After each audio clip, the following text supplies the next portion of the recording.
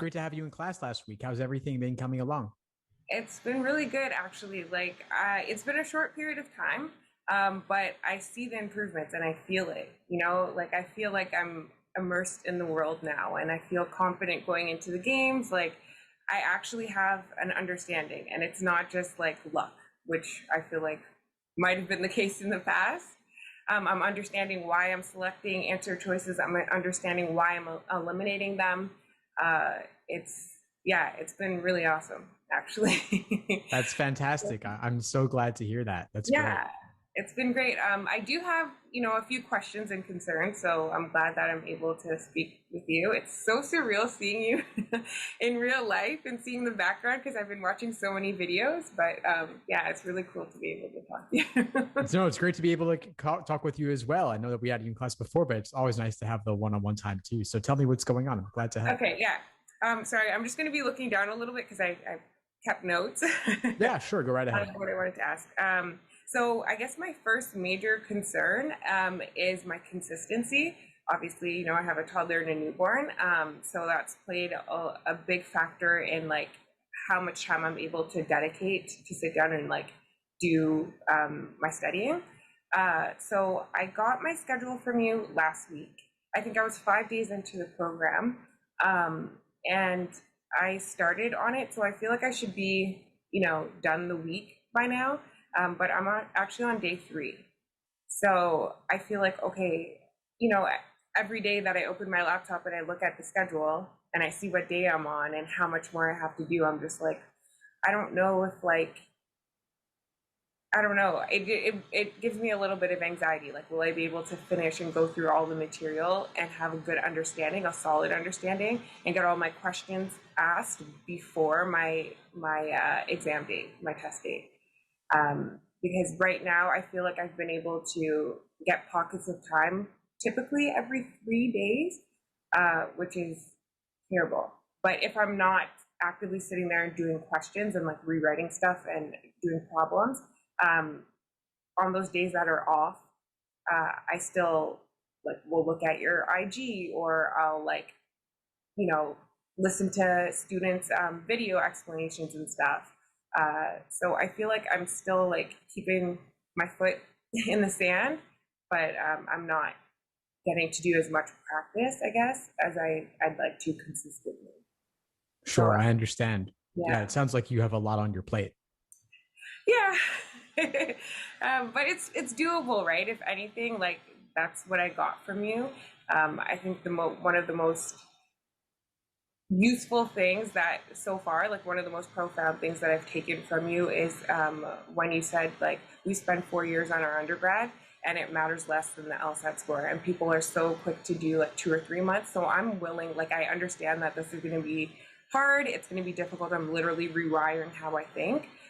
So I'm willing to put in the work. I just feel like I'm not able to get there with my different obligations right now, and I'm just wondering what you think about like me being, 3 days into my schedule when I should be around 7 days. I feel. Well, it sounds to me like you've already taken the biggest step you can, which is to recognize that this is important enough to invest more than just 2 or 3 months on it for anybody. Mm-hmm. And then on top of that, for you specifically with a newborn and a toddler, you said you might not be able to touch it for a couple of days. And you're doing what you can on the side. Like you might watch a video or you might go on my IG, for example, which is great. At least you're staying in this world. But then Yeah. when it comes down to actually hitting the books, you might not be able to go through the material at the same pace as somebody without those family obligations, without two very young children who require a lot of care and support. Yeah. Yeah, so I just don't know if you feel like, so I am currently registered for April, but obviously after we talked the first time, I'm totally comfortable pushing it to June. Um, I'm gonna actually do that when I'm done with you. I'm gonna switch the test date, but I'm just wondering if you feel like, am I too behind in the schedule that you had sent me, or to go for June, or do you think I should still try and go for it? June could be realistic. June could be fine. But Okay. what we need to do is we need to spread the work out more. So rather than giving you a plan of attack that assumes you don't have the obligations you do. I'd rather we customize something for you based on the time that you're able to put in. So instead of assuming that you can do 20 hours a week of LSAT, what if we reduce the obligation a little bit so that you can feel you're staying on track? Okay. Okay, that works. Yeah, that would be super helpful. And then I guess another, moving on, I guess still related to my concern is how I'm studying when I do get to study. I keep like a LSAT breakthrough journal. So kind of like the mistake journal, and any time that I am questioning my answer or not really understanding how I got there, or if it's a question that I got wrong, I'll mark it down. So I've been doing that for every time I complete a game. So obviously it's taking me extra time, whereas instead of going through 4 games, I'm stopping and I'm doing like a whole system of like the question, your explanation, after I watch the explanation video or do like a master class, whatever made sense to me, I'm like writing notes and stuff, and so that I don't get it wrong again. So I'm just wondering, am I doing that too early? Should I be waiting to blind review when I'm moved on in my studying to where I'm like timing myself? This is awesome. That's exactly what you want to do. You want to integrate review as early into the process as possible. It's the only way to learn from your mistakes. Yeah. Okay. So that's a good thing. You think, like, even though it's slowing me down, I feel like I'm doing more work up front, and then I'll benefit from it later, hopefully. But yeah, okay, that's good to know. Moving on. This is kind of more specific to the logic games because that's where I'm at right now in my studying. And I don't know how. I still don't know how to approach diagramming.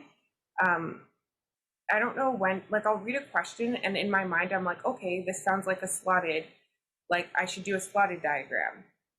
But then I look at your video explanation, or I'm in a class and then people have done the tree diagram. I don't know if it's called tree diagram, but you know the one I mean, where you're like connecting the variables with lines and stuff. And so I never know which one's appropriate. And I didn't know if there's like a keyword or if there's something that I should be watching for in the setup of the game that will let me know, okay, this is a slotted versus a tree. And sometimes I'm even doing both. So yeah, exactly. Well, sometimes it makes sense to do both as well, in my opinion. I mean, that's how I'll do it. Games is more personal than some other sections in terms of how you might approach things. There are multiple valid styles that you can use. It's about what ultimately makes sense to you in the end.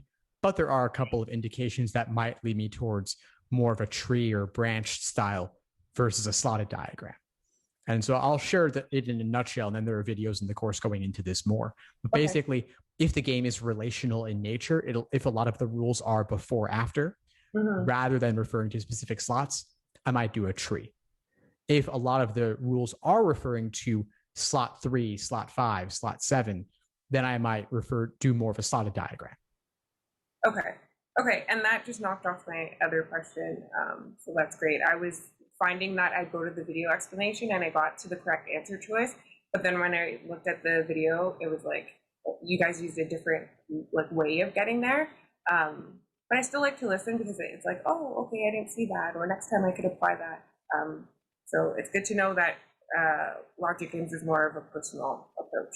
So that answers that. And then I had some questions about admissions. I know it's kind of early, but while I have you, I was planning on attending one school, and I was planning on applying to that one school. But I noticed that you had a video where you're talking to a non-traditional student, and he had kind of the same mind frame, but financial, like he didn't want to place a financial burden on his family, which I'm in the same boat. Like scholarships are super important to me.